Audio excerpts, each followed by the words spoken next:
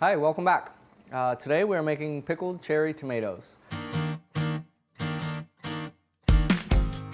The brine that we're going to use in the pickled cherry tomatoes really can be used universally in any pickles that you would like to make, whether you're canning your pickles or making what I like to call a quickle, where you're just pouring your vinegar over whatever vegetable or fruit that you're pickling and you're putting it in the refrigerator. But this is kind of near and dear to me, mostly because you have the ability to take, your bounty at the peak point in your harvest season, and you're preserving these fruits and vegetables in like the highest quality state that you possibly can, and you're saving them for later use. So I think that oftentimes, it can be a scary thing for folks, and it doesn't need to be, as long as you follow a few safe practices to keep yourself sanitized. As long as you're A, cleaning your utensils in your jars and sterilizing them before you can in them, B, sanitize your work surface, and C, follow recipes that are from reputable sources. Your real rule of thumb and things that you can't quite mess with are your vinegar, salt, and sugar ratios, because those are your preservation agents. I'm using garlic, thyme, and black peppercorns in my recipe today with my tomatoes.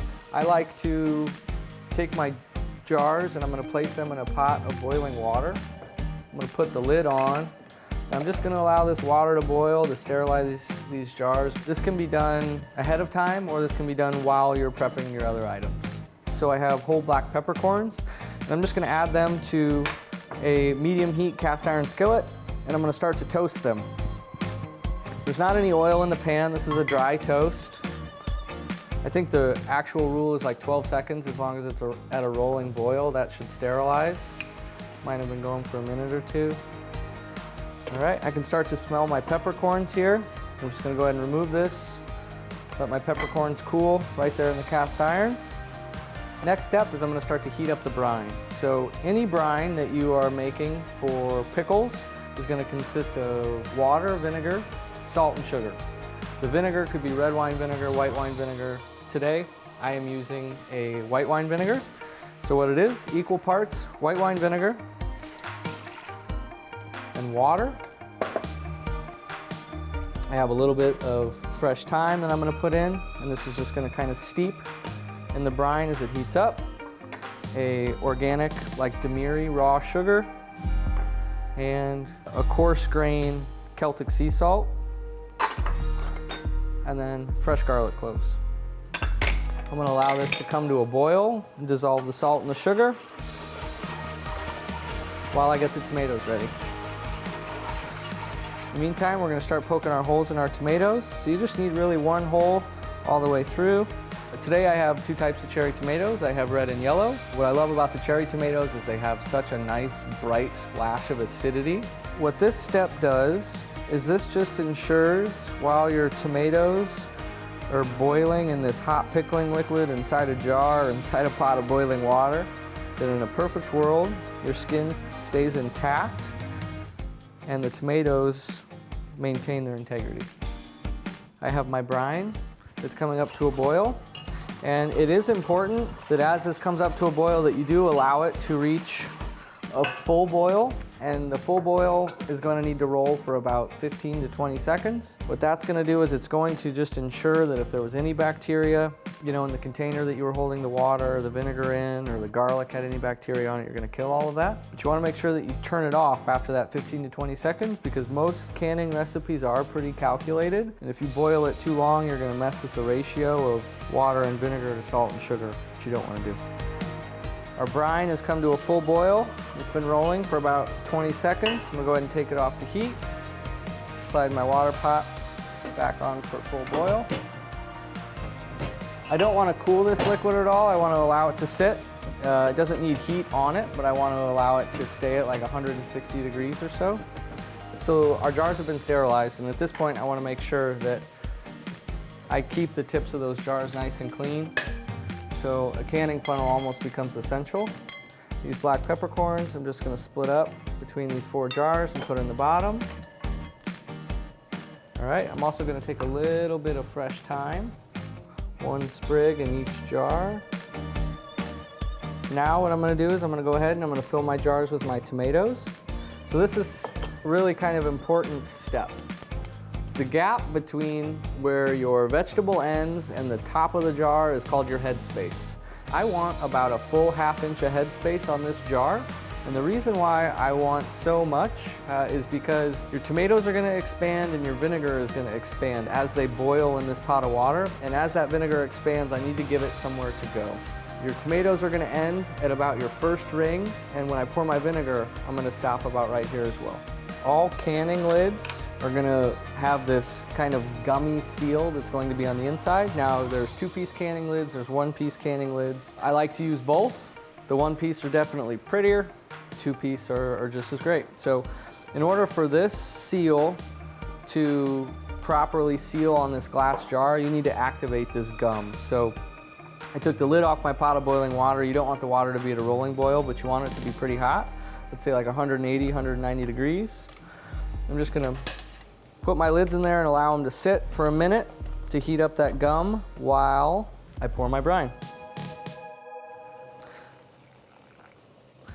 Remember, we're gonna stop right there at the first ring, about a 1/2 inch below the lip of the jar.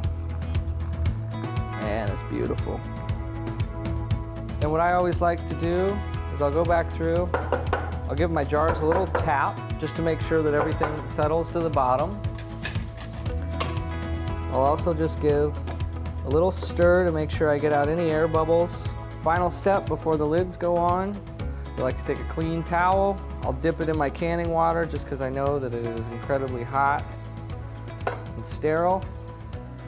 I just want to wipe the rim of that jar one more time.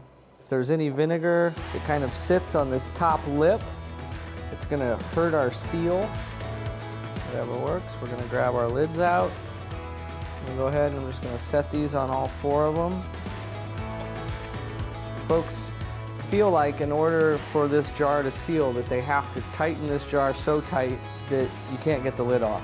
And the whole point behind tightening this lid is you want to tighten it just till it just naturally stops. Then you want to go about another 1/4 turn. As this vinegar boils and comes up to the lid, I need it to be able to escape. If the oxygen can't escape from the jar is not going to seal. So if you tighten your lid too much, you're wasting your time because you're going to have to redo it. What's great about all canning lids is they all come with like a self-indicating seal. You see this here?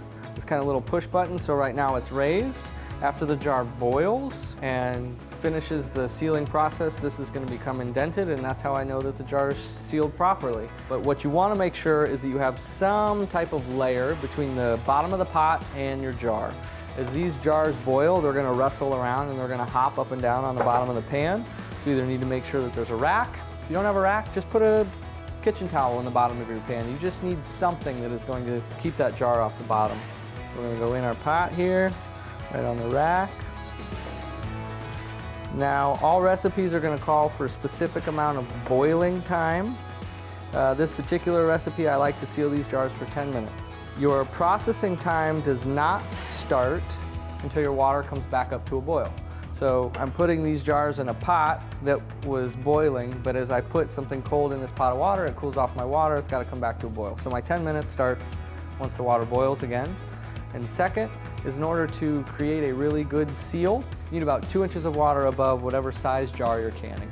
What is a perfect indicator whether your lids are tight and or loose enough is that when you put your jar in the water, you should see these tiny little air bubbles starting to escape from the lid, and that's just indicating that oxygen is coming out. If you put your jars in, you don't see any air bubbles, they're too tight.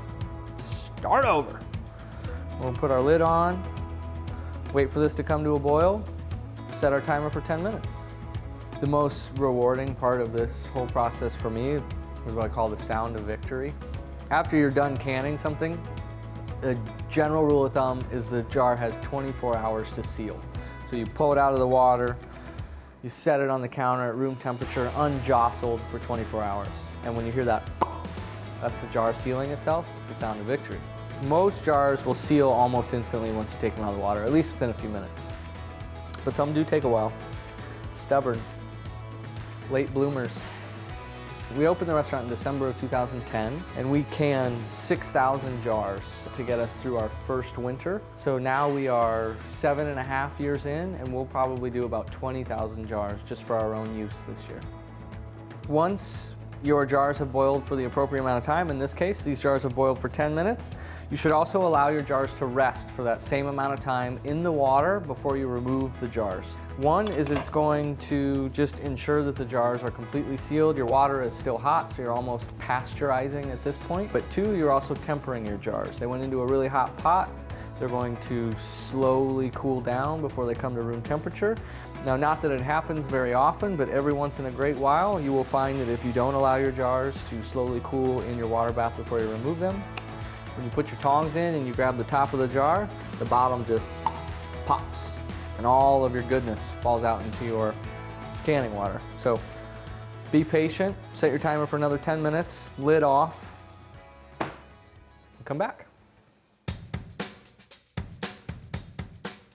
Look at those babies. I'm gonna pull them out. What you really wanna do is you wanna do your best to make sure that you're holding these nice and level. You don't want to necessarily tip them upside down or shake them at this point. Once you hear that sweet sound of victory, you hear those lids pop, you can shake them as much as you want. But until then, kind of gotta hang tight, be patient,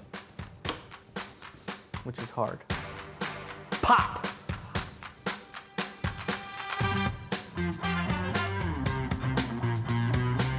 Thank you so much for joining me today. This cherry tomato recipe is one of my favorites in the canning pickling world. It's incredibly versatile. It provides a great splash of acidity and vibrancy in any number of recipes. You can find it in one of my frittata recipes if you click down below, which is a great addition to your Sunday morning. It's just an all-around great pickle. It can be a long-term pickle like I made here in a jar. It can be a short-term quickle. The pickling liquid is just as delicious as the tomatoes themselves and also becomes a really versatile tool. The pickle and the brine, yes! Did you hear it? Did you hear it? Yes! Thank you so much for joining me today. I look forward to seeing you next time.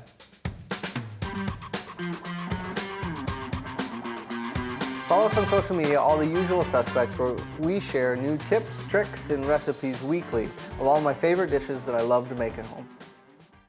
Rules. They suck, don't they? Rules suck.